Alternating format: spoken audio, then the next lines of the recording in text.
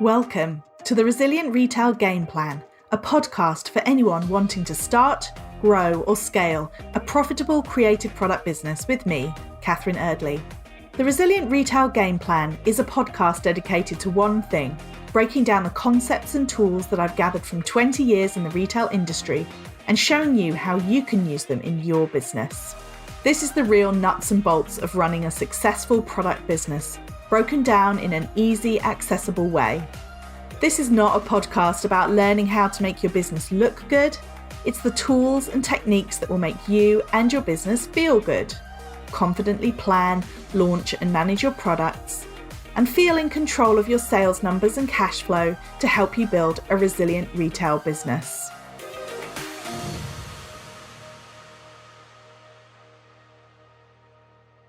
Welcome to episode number 72 of the Resilient Retail Game Plan. My name is Catherine Eardley and I'm your host, as well as the founder of the Resilient Retail Club, which is my membership for product businesses. If you want to find out more, go check out resilientretailclub.com.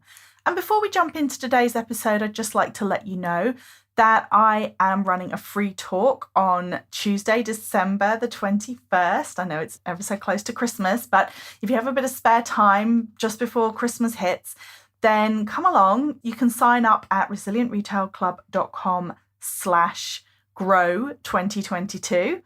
And I will be talking about what happened in 2021 and my views on what's going to be happening in 2022, and most importantly, what that means for you and your business. So I do hope that you'll come along and join us. It's completely free to sign up.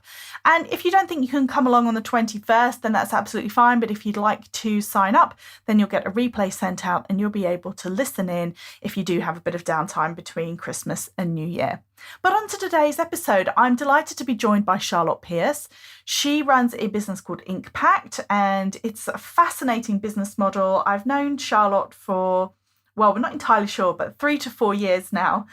She has this business where effectively what she's doing is sending out handwritten notes from big companies to customers. And it's an incredibly powerful tool. She'll explain much more about it in the interview. But the other thing is that Charlotte is a real passionate advocate for slow marketing, real human connections, and small businesses doing good. And I'm sure you're going to love what she has to say. Welcome, Charlotte. Thank you so much for being on the podcast. Thank you so much for having me. So we were just talking before we started about how we actually first met. We can't quite remember if it's 2018 or 2019. A lot has happened since. But you were on a panel talk, which was called Your Brand Values Can Change the World, which is even so, though I say so myself, a great title for a talk. But do you want to start us off by telling everyone about Inkpact, what you do? Yes. So I started Inkpact 6-7 years ago now. Wow. I have a background in social enterprise and I love, which is why I love that panel, I love businesses that just do good. I genuinely do believe that one day there should be no such thing as a charity or a social enterprise. Every business should just do good in its innate being. So I ran a social enterprise, did everything from toilets to sanitary products to helping ex-military, lots of different things, and I fell in love with that. And at the time I was running a team of 150 people and I realized I didn't know what I was doing. So I went to a conference, kind of like a training day for business coaches, and they were talking about marketing and they were saying how much they struggled to contact busy CEOs was what they were struggling with, and they loved sending handwritten letters. I love stationery. I've always loved handwriting. I've always loved fountain pens. And I was like, okay, it'd be great if you could send 100 handwritten notes, but how are we going to do that? And I had these 30,000 people across the world that I worked with. So I literally joined the dots and I started with my cousin and 5 writers who wrote some handwritten letters for this business. They got incredible results. 33% of people that got a handwritten note had a call or a coffee with them. And they said, if you can scale it, you're onto a winner. So kind of fast forward to today, we have 1,000 scribes across the UK and the US. We work with lots of brands. 99% of them are retailers. So we work with John Lewis and Tiffany and Brewdog and Sweaty Betty, Bowden, and we help them send really personalised, really thoughtful, branded, handwritten notes triggered across the customer journey. So quite often it's after the first purchase, thanking them for their purchase. Sometimes it's if they haven't heard from them in a while, it might be to a new product launch. But at those different points in the customer journey, they get a genuine handwritten note in fountain pen and ink. So it's triggered by tech, just like emails or SMS or any other form of CRM kind of communication, but it's actually through the post written by people. And that's why it's so magic, because it's no robots, no printers, actual real people, mothers, people recovering from illness, artists, you name it, they're part of our scribe tribe, and that's what makes it so magical. So can I just touch? I mean, I think it's fantastic, and I remember from when we did the talk, and this stat has always stuck with me. Just you said it was like we talk about email open rate. So obviously, an average email open rate depends on your sector, but it might be in the sort of teens to maybe 20%. But you're saying a handwritten letter has a 100% open rate. Yeah, so we actually had to take 100% of the website because no one believed us. So we then put 99% people believed us, who has to round the stat down. But yeah, basically, as long as the address is correct, if you got a handwritten note with a handwritten envelope, you don't need to read it. So we actually stopped tracking that after a few years because everyone that received it opened it. Yeah. Our then main metric is what do they do? Like, what can we get them to do from that? If 100% of people read it, already the person is much more likely to respond because they've actually read it, right? Yeah. If you've only got a 15% open rate and then, it's a really quick open and delete, or, the action is so much smaller, whereas if you've got 100% of people, you're more likely to get someone to pay attention. And then we can bring in some really clever things like I say clever, it's not really that clever, it's just very human, just like thanking people and sentiment and making people feel appreciated. So really, it's not clever at all, but it's just really human, nice things in the copy that will get people to buy into something or to act in some way. What I love about Inkpact is this, it sort of plays into this idea that we go one direction. So everything's becoming automated, everything's becoming online. So that's really important. And as soon as you start pushing things in one direction, then actually doing something analog, if you like, becomes really, really powerful, because now it's suddenly very different to what everyone else is doing. So effectively, these businesses, as you said, it's powered by tech, it's triggered by a certain point in the customer journey, but then it's taking it back offline onto pen and paper, and that's the real power of it. Yeah, exactly. And I think you've got to make it easy. So the tech is where it makes it easy, but actually because it's analog is why it works, because it's analog is why it gets noticed and why people care and share it with each other. I remember when we first started, people were like, I feel like an influencer for receiving that, and couldn't believe that companies that was the bigger actually, could send something like this. It had that kind of shock factor as well. But I love it. I mean, you've seen things like, knitting has come back because people want to use their hands again and create things, and pottery. And I love anything that's tactile. And I think as human beings, it doesn't matter how digital the world gets. We want to feel things, and we want to physically feel them emotionally and physically. And I don't think that's ever going to change as long as we're human. So the more we can kind of link that into business, I think is great. And I talk about this concept called slow marketing. People are like, Charlotte, slow marketing, everyone wants fast and big. And I'm like, no, actually, that's not actually what makes you go faster. So I quite often do talks, and I talk about slow marketing is the fast way to grow. So by doing it slower and more thoughtful, actually, you grow quicker. So yeah, it's an interesting kind of concept, but I personally just think that is the way forwards. And if we get to a point where everyone's doing slow marketing, maybe it'll go back to fast, but I think we've got a long way to get there first. So how would you define slow marketing? So I guess it's the antithesis of fast digital click. I can just reach a million people in 2 clicks with one kind of content. It's kind of the opposite. So it's really thoughtful. It has that end user in mind, it's that one-to-one connection. It's super personalized. It takes a while to create it and to come up with the campaign or to come up with the idea. And it might be completely different from one person to another. So one of our clients is Sweaty Betty, and they have this most amazing loyalty group. Like, their top fans absolutely rave about them. But everything they do is kind of slow and thoughtful for different groups of people. So they've even done things that aren't very scalable. Like, they have yoga sessions in stores, but because it's so thoughtful and for their local communities, actually that helps them grow.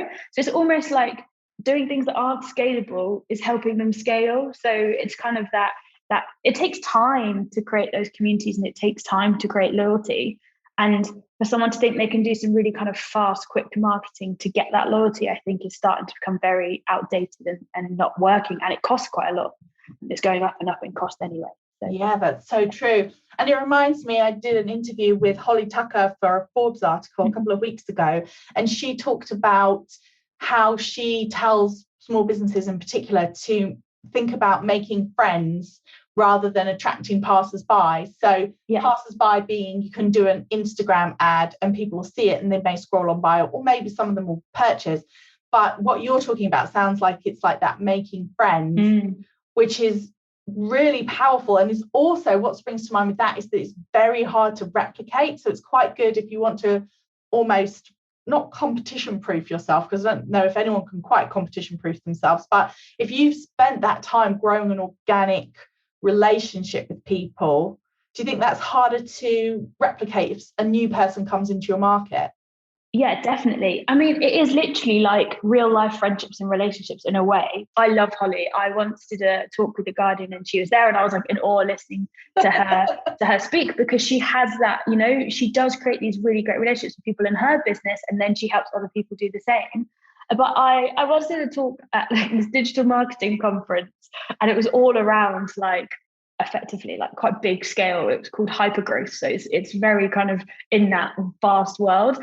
And I did a talk called What's Love Got to Do with It? And I think people thought I was initially very crazy. And I told stories of how I'm now with my fiance and how it started and what was thoughtful, and it was quite gamified. And on our first date, he did this treasure hunt around London, and I remember it, and it led us to an Eros statue. And I was talking about creating Eros moments with your customers, because it kind of is like dating. It is like friendships. I mean, there are so many parallels you can bring in, and the more companies are doing that, the deeper your customer relationships are, the more likely they are to stay with you. It's expensive to get a customer.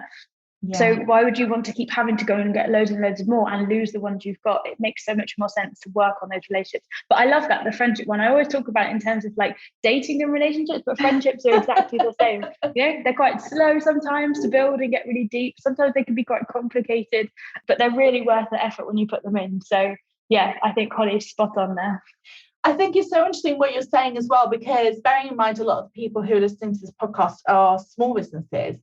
I think that's the one thing I'm always saying to small businesses: don't forget you've got that advantage.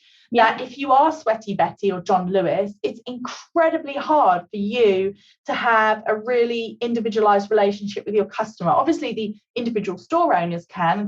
They're doing things like the in-store events, but they're working with Inkpact so that you can pass on the personalised piece. Yeah. And for small businesses, I mean, it depends on the size of your small business. You may also not really be able to quite get to that point with your customers, but you're in a better position than a lot of big retailers when it comes to actually having real relationships, because it's genuinely you, the business, having that, you as a person and you as the business having that conversation with your customers.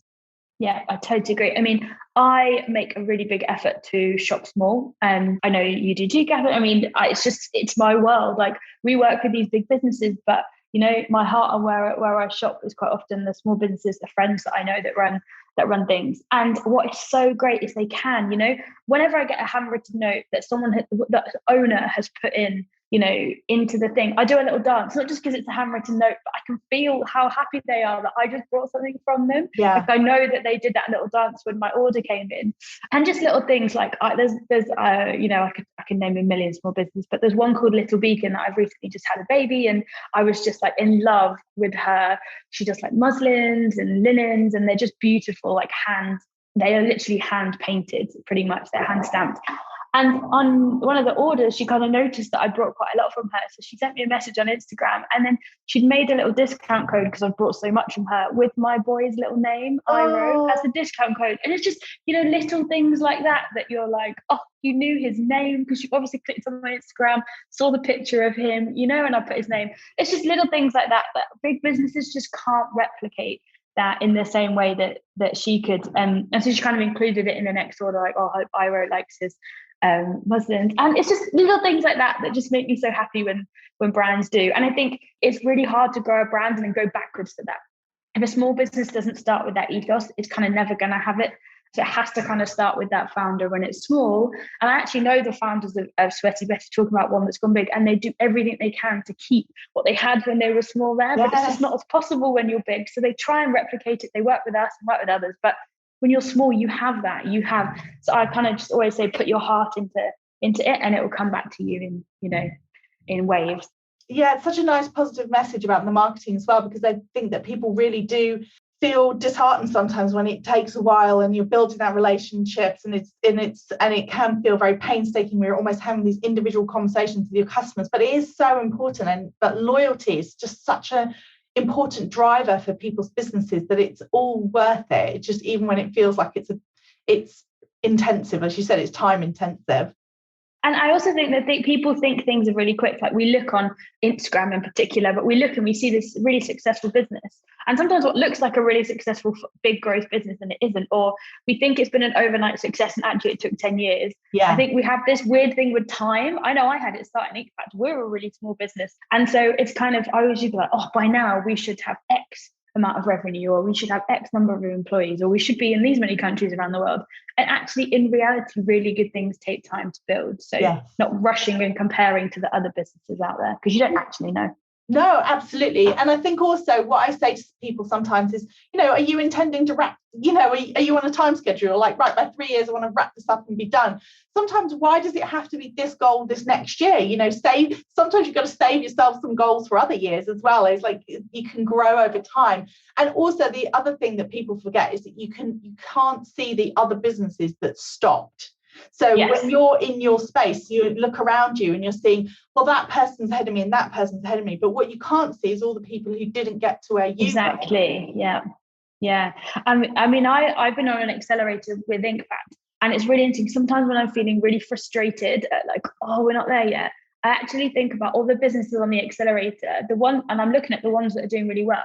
I actually don't look at, and I'm trying to, the ones that are no longer there, right? And just realize that running a business is hard. You do put your life, your heart, your soul into it. And I think sometimes as founders, we need to give ourselves a bit of a break sometimes and go, momentum builds. So, it's the consistency that matters, not going for it all at once, because actually that's a sure way to burn out, or that's a sure way to stop loving it so much. So I think it's really important to try and keep that momentum going and be consistent and not be kind to yourself. Yeah, exactly. Be kind to yourself. Yeah.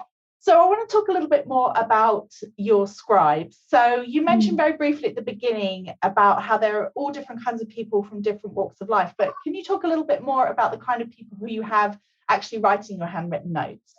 Yeah, so this is what I love about the business. So there's 1,000 of them. They're all across the world. And as you can imagine, they have all different kinds of backgrounds. So I can pick up on on a couple of different themes we've got in the group, but pretty much if we wanted someone from a place that writes in a certain language and has a certain background, we kind of have it with those 1,000 people. So what I loved is at Christmas last year, we do some quite big campaigns for John Lewis, and we actually do a lot of campaigns for smaller business owners to thank their customers at Christmas. So we have a platform and they use it. And what I really loved last year, I dug into the scribes and their stories a bit more. And at the same time, the government had put that poster up about the ballerinas retraining. Do you remember that kind of went around? We had a ballerina who was writing, and she took a picture for us, writing her note cards in her point shoes.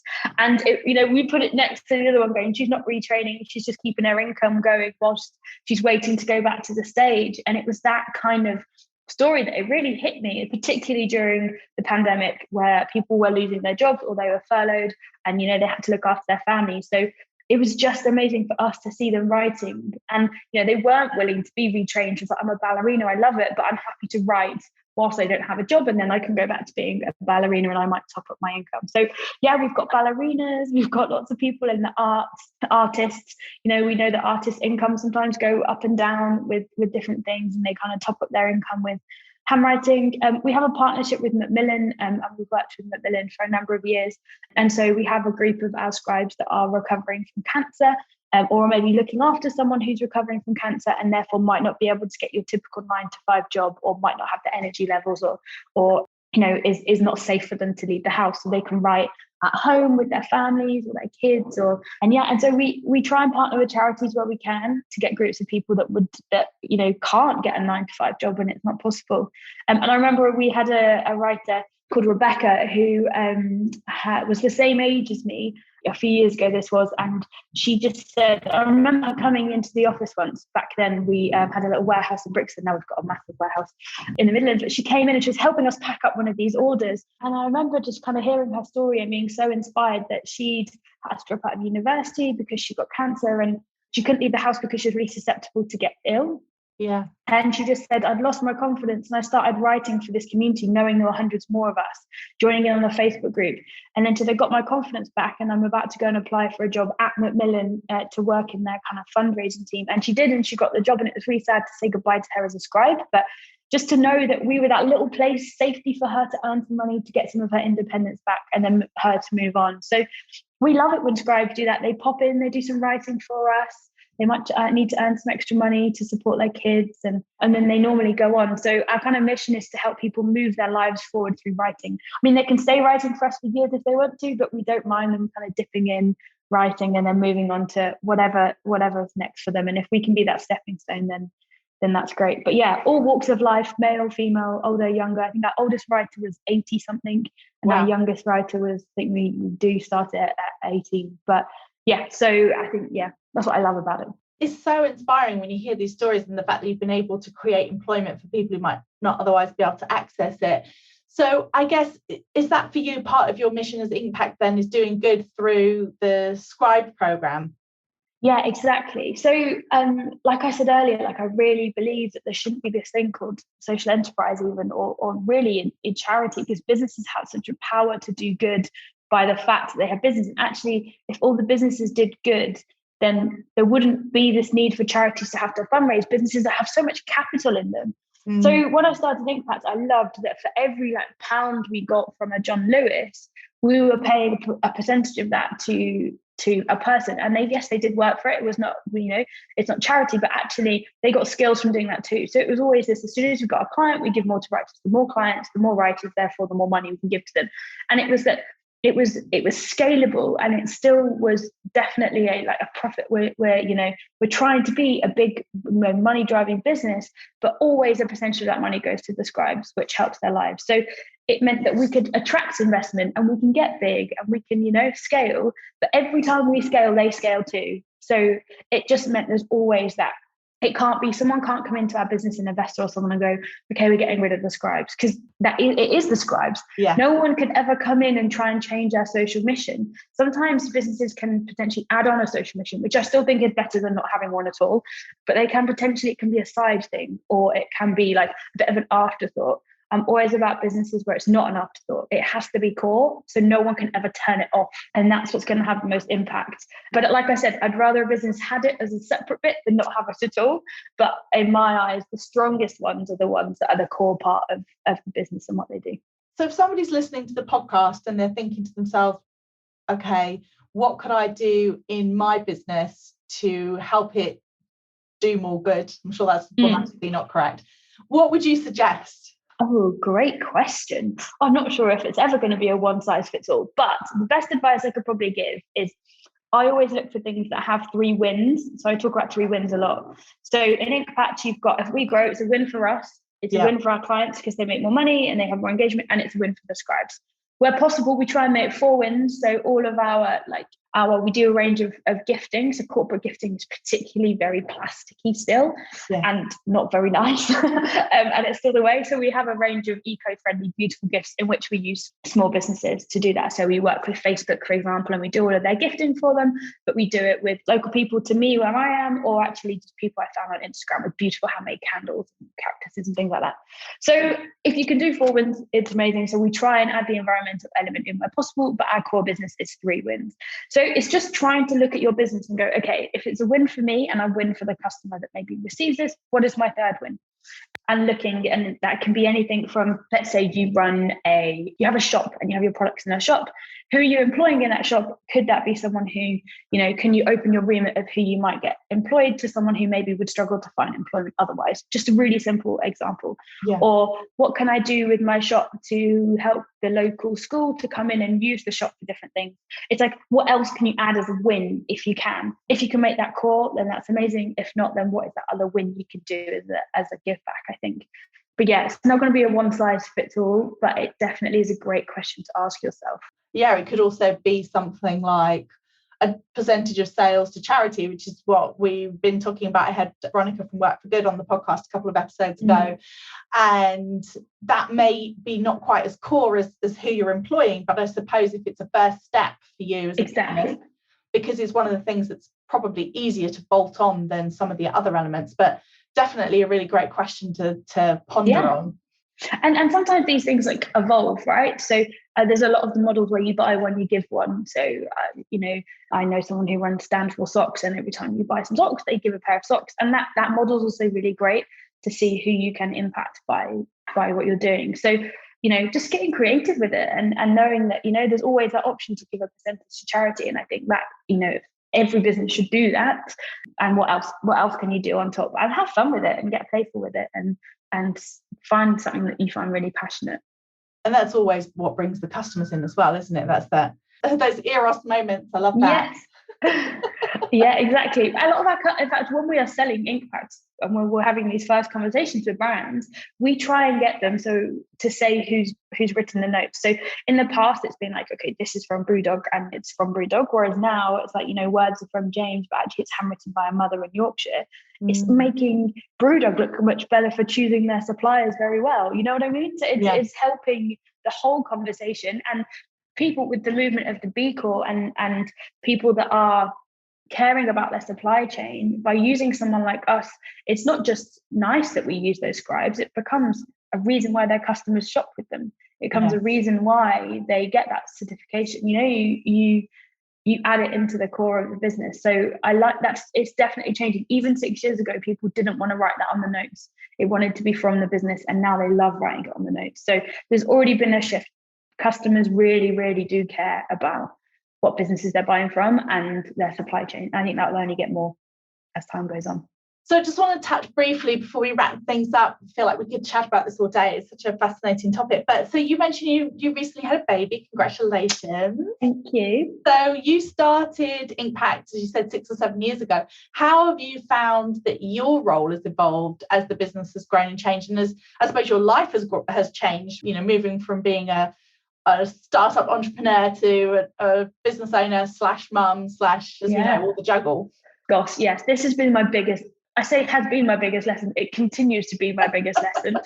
I was actually writing for an article the other day, and it was kind of touching on this, like, as a woman, how do you find all these different elements of your life? And the best lesson I think I could go back and tell my younger self is to just work really hard on yourself, like understanding your emotions, your feelings, asking what you want. And I've had a lot of coaching and doing a lot of courses, and I really think that has helped significantly. I once heard the phrase, I think my dad once said it to me, work harder on yourself than you do on your business. Oh, that's like the best phrase ever, because the amount of money I've invested in coaching and having coaches and mentors and like therapy and everything has really helped any shift. Yeah. So the one to becoming a mother was a big one. And I have a coach called Nikki, who's from something called Electric Women, that is amazing. And she definitely helped me through that transition. Kind of like there's this concept, and I'm quite a spiritual person, but there's a concept from maiden to mother. And that's regardless of whether you have kids or not. It's actually more of a life stage.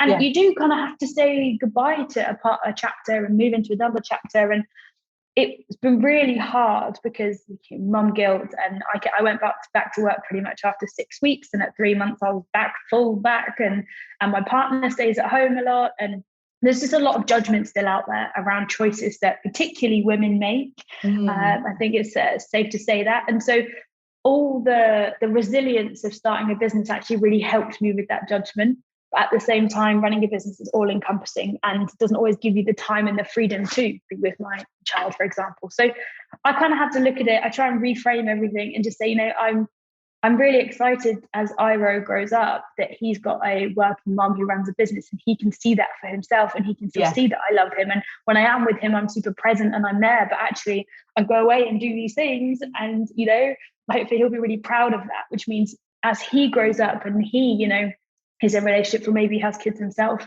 he can pass that along. So I actually think it's really good if we can model as parents that, but it's also really hard. I'm not going to lie and say it's really easy. It's really not. But all of the work I've done on myself in terms of like podcasts and coaching, I mean, I listen to Oprah's Super Soul Sunday just all the time and listen to the words of wisdom and Brené Brown and all of that. And I think surrounding yourself with that positivity, but also that self-reflection is the best thing anyone can do, but particularly entrepreneurs, founders, anyone running a business. I feel like if I don't have that energy input and in my life, then I struggle more. So I've thrown a lot of stuff out there, but definitely recommend coaching, podcasts like this one, anything you can do to fill up your energy cup, I call it, so that you can do more and give more. And First off, I have to say, I take my hat off to anybody who has both a business and a small child. I don't think there is any accident whatsoever that I started my business when my children were 8 and 11, that because I almost needed them to be older. I needed the kind of structure of work when they were younger. I don't know, one of the two. But I think it's really interesting what you're saying, and it really, so I was a full-time working mother for 10 years. And I think that the couple of things that really kind of helped me a lot with that, especially with the whole mother guilt thing, was number one, people are going to judge no matter what you do. So do what makes you happy. Totally agree. Because there's a lot of research that says that whatever you do, whichever path you take, the most important thing is how happy their mother is. It's not to do with whether they work full-time or don't work full-time. It's whether or not they're happy. And if they're happy, then the child's happy. And it, so much to back that up. And then the second thing which I learned was that if men don't have to get asked these questions, then you don't have to worry about it too much. Totally. I had an experience, we're probably running over time, but I want to share it. I had an experience with one of my investors who's a really lovely guy.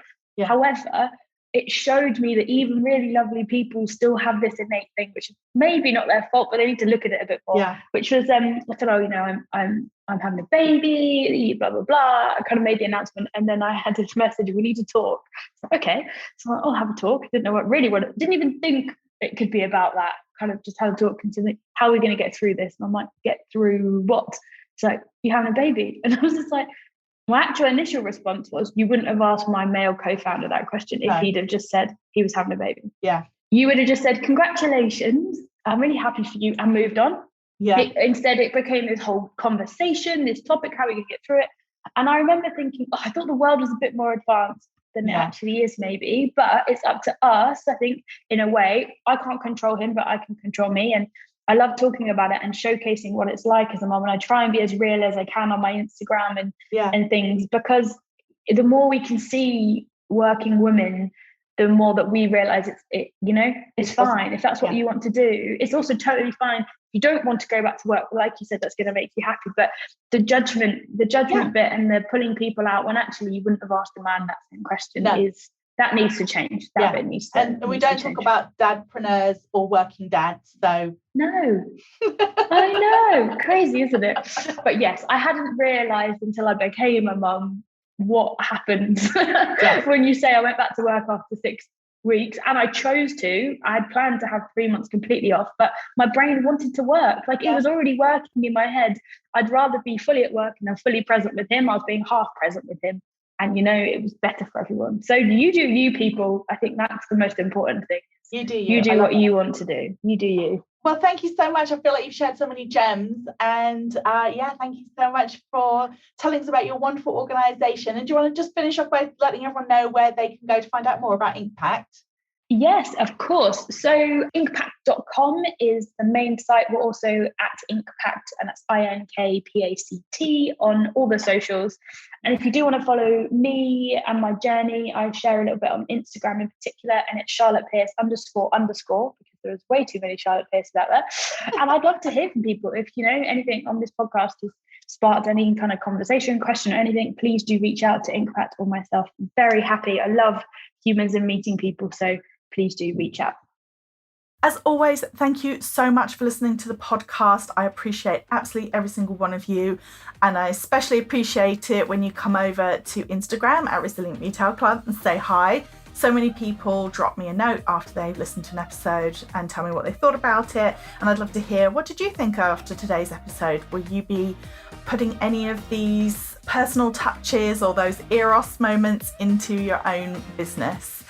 Do take a moment, if you have it, to rate and review the podcast if you're listening in iTunes. It makes such a big difference to getting the podcast out to more listeners. And of course, if you hit the subscribe button, you will be the first to know about every new episode when it comes out. So I hope you have a wonderful week, and I'll be back next Thursday with a new episode.